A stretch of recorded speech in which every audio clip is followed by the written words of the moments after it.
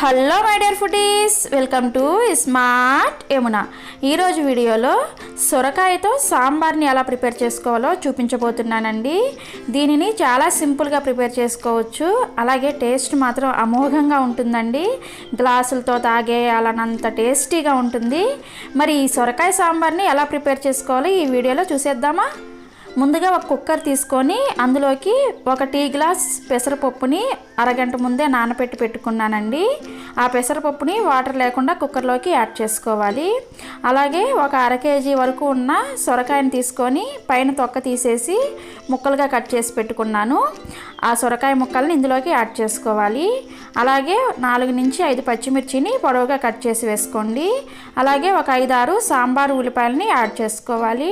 సాంబార్ ఉల్లిపాయ లేకపోతే ఒక చిన్న ఉల్లిపాయని ముక్కలుగా కట్ చేసుకొని యాడ్ చేసుకోవచ్చు. అలాగే ఒక రెమ్మ కరివేపాకు, అర టీ స్పూన్ పసుపును కూడా వేసుకొని ఈ ముక్కలన్నీ కూడా మునిగే వరకు వాటర్ని యాడ్ చేసుకోవాలి. నేనైతే ఇక్కడ 350 ml వరకు వాటర్ని యాడ్ చేసుకున్నాను. వాటర్ని యాడ్ చేసుకున్న తర్వాత ఒకసారి అంతా బాగా కలుపుకొని కుక్కర్కున్న మూతని అలాగే విజిల్ని పెట్టేసి హై ఫ్లేమ్ మీద 2 విజిల్స్ వచ్చే వరకు ఉడికించుకోవాలి. 2 విజిల్స్ వచ్చి విజిల్కున్న ఆవిరి మొత్తం పోయిన తర్వాత చూస్తే మనకి పప్పు అనేది చక్కగా ఉడికి ఉంటుందండి. మనం ముందుగానే ఈ విధంగా పెసరపప్పుని నానబెట్టుకోవడం వలన త్వరగా ఉడుకుతుంది అన్నమాట. ఇప్పుడు ఇందులోకి చిన్న నిమ్మకాయ సైజు అంతా చింతపండు నుంచి తీసిన రసాన్ని యాడ్ చేసుకోవాలి. రసాన్ని కూడా యాడ్ చేసుకున్న తర్వాత ఒకసారి బాగా కలుపుకొని ఇప్పుడు మనకి సాంబార్ కన్సిస్టెన్సీ వచ్చే వరకు వాటర్ని యాడ్ చేసుకోండి.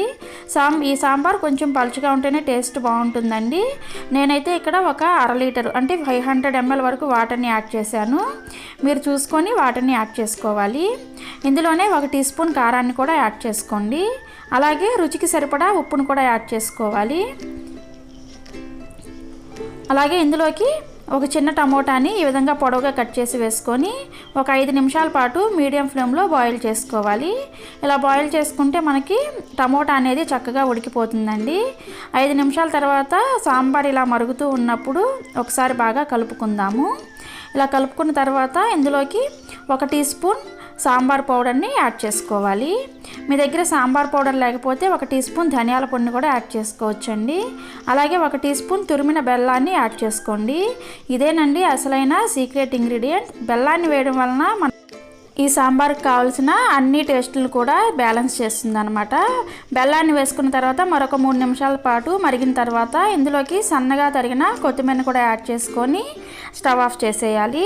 స్టవ్ ఆఫ్ చేసేసి ఇప్పుడు ఈ సాంబార్కి పోపు పెట్టుకోవడం కోసం ఒక ప్యాన్ పెట్టుకొని అందులోకి 1 టేబుల్ స్పూన్ ఆయిల్ని వేసుకొని వేడి చేసుకోవాలి.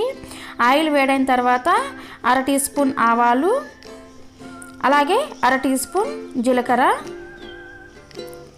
1 టీ స్పూన్ మినప్పప్పు,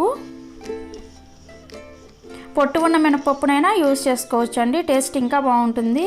అలాగే అర టీ స్పూన్ పచ్చిశనగపప్పుని వేసుకోండి.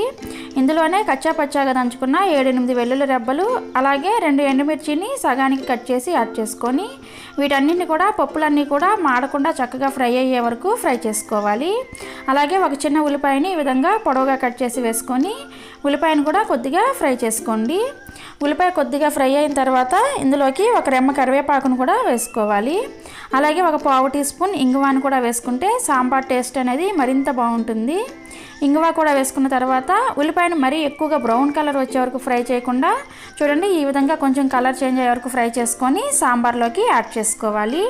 తాలింపు వేసిన తర్వాత ఒకసారి బాగా కలుపుకొని మరలా స్టవ్ ఆన్ చేసి మరొక 2 నిమిషాల పాటు ఈ సాంబార్ని బాయిల్ చేసుకున్నారంటే తాలింపుతో పాటు మరిగించడం వలన సాంబార్ టేస్ట్ అనేది చాలా బాగుంటుందండి.